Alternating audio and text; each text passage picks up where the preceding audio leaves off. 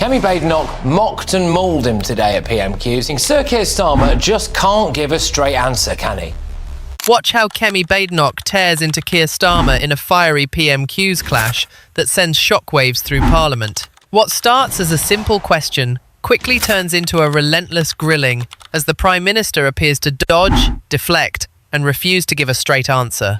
The Speaker is forced to step in as tensions rise and the chamber descends into chaos. This is not just politics, this is pressure at its peak, with every word under scrutiny. Before we continue, please take a moment to like this video and subscribe to Britain Daily. It's completely free and it helps us keep bringing you the hard-hitting stories that matter. Let's watch this explosive clip. Thank you, Mr. Speaker. Last year, in its manifesto, Labour promised not to increase income tax, not to increase national insurance, and not to increase VAT. Does the Prime Minister still stand by his promises? Well, Mr. Speaker, I'm glad that the Leader of the Opposition is now finally talking about the economy. I can update the House, Mr. Speaker.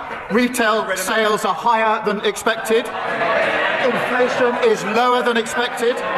Growth has been upgraded this year. And, Mr. Speaker, the UK stock market is at an all-time high.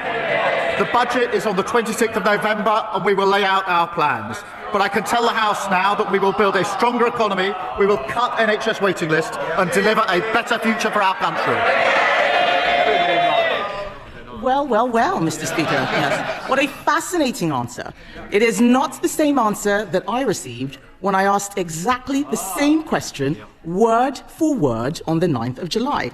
Then the Prime Minister replied with just one word, yes, and then he sat down with a smug grin on his face. What's changed in the past 4 months? Mr. Speaker, as she well knows, no Prime Minister or Chancellor will ever set out their plans. But, Mr. Speaker, I can say this, Mr. Speaker, because the figures on the productivity review that's being undertaken, this is a judgment on their record in office. Those figures are now coming through, and they confirm that the Tories did even more damage to the economy than we previously thought. Now, we will turn that around. We've already delivered the fastest growth in the G7 in the first half of this year. 5 interest rate cuts in a row. Trade deals with the US, EU and India. They broke the economy. We're fixing it. Kemi Badenoch came prepared, and her strategy was clear from the very beginning.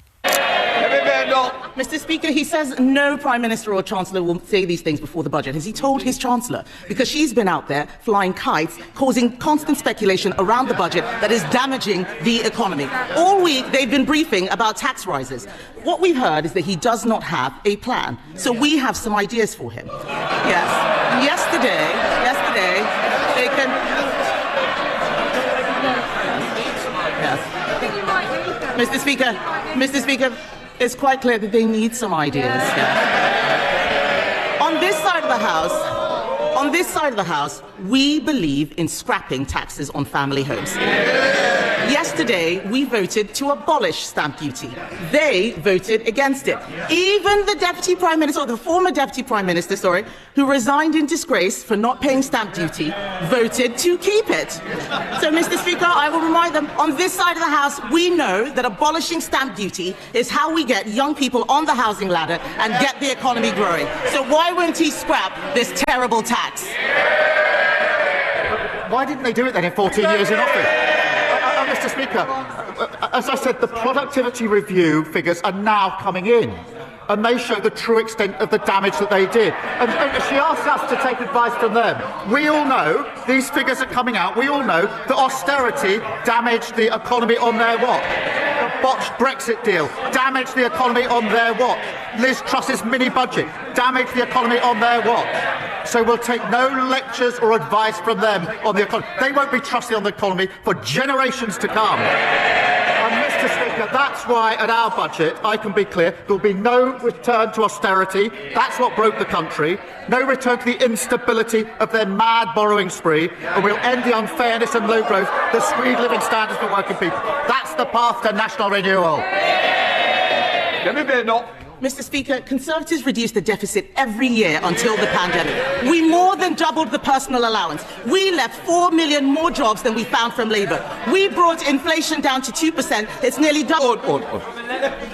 Mr. Tufnell, you're in my sights. The pantomime season has arrived, so don't start it too early. Ken Badenoch.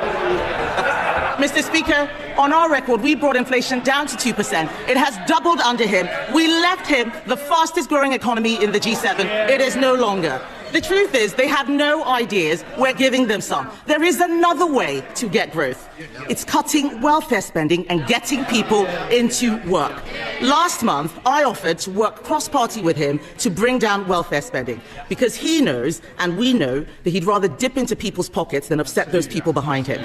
Instead of tax rises, will he work with us to find a way to cut welfare spending and get Britain working again? Mr. Speaker, she talks about their record. Let's go through it. They crashed the economy. Inflation went up to 11%. Mortgages went through the roof. Welfare spending went up £33 billion, and they want to give us advice. And they reduced the UK to a laughing stock. Because of our budget, Mr. Speaker, waiting lists have come down, wages are up, mortgage rates are down, and other countries want to do deals with us. Just on Monday of this week, the Turkish government signed an £8 billion deal for typhoons. Earlier this year, the Norway government a £10 billion for frigates. That is because of the budget that we passed, fixing the mess that they left. Mr. Speaker, it's not because of the budget that he passed. I started that deal back in January 2024. But I welcome it. There are some things, Mr. Speaker, it's got nothing to do with their budget. We're lucky it's still happening. So I welcome the £8 billion deal that he's done with Turkey, but I will remind him that just last month, his Chancellor borrowed £20 billion. He'll have to sell a hell of a lot more jets to make up for that. And he won't rule out any tax rises. He can't cut spending. He is increasing unemployment. This man knows nothing about economic growth except how to destroy it. In his weakness, Mr. Speaker, he has caved into the unions with their regulations that will cripple businesses, costing them £5 billion every year. Yes, please do speak up, because I want every single business out there to hear Labour MPs heckling when we talk about the damage that they are doing. So I ask the Prime Minister, how on earth can he consider adding more burdens for these firms to deal with? Mr. Speaker, she's overlooked the fact that we had the highest growth in the G7 the first 6 months of this year, and that growth's just been upgraded.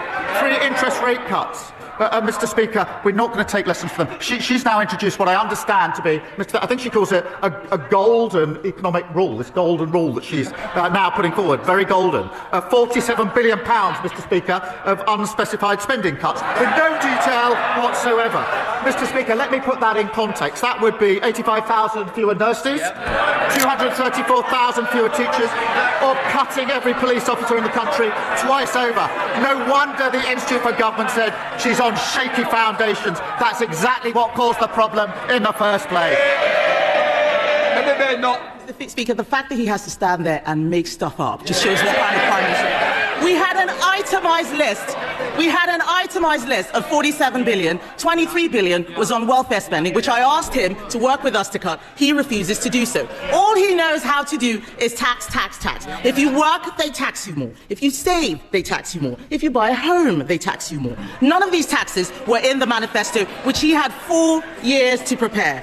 Mr. Speaker, he is raising taxes because he is too weak to control spending. He's blaming us, he's blaming the OBR. Last week they were blaming Brexit. Isn't the truth that with this Prime Minister, it's always someone else's fault? Yeah. What you've just witnessed is a classic example of Prime Minister's questions at its most intense, fast-paced, unpredictable, and politically explosive. She didn't overcomplicate the argument. Instead, she focused on a direct, repeatable question, one designed to force a clear answer from the Prime Minister. Did he still stand by his promises not to raise key taxes?